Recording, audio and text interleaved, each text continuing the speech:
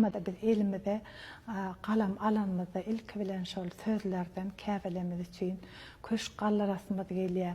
Şoň üçin hem irki ýadan goşgulamyň birinde şeýlere fitrler wady köş gorasym gelýär saňa kyssadan, güllü şärin ýollaryňa desteden, göz ýaşlardan, hasratlardan, gussadan sen halas edersiň dünýäni eje.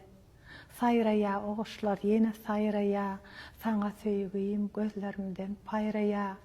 Bu älemi seniň söýgüň aýlaýa, bilmensiň söýgüňden doýman eje.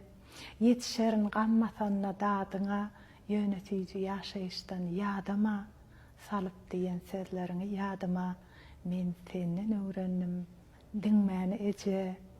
Ak maýanyň ýolumy ak taşlaryň, hudiň şirin owadydy guşlaryň, deňimizden geçişdi gyşlaryň, syrarsyň sen gaý, dumany eje.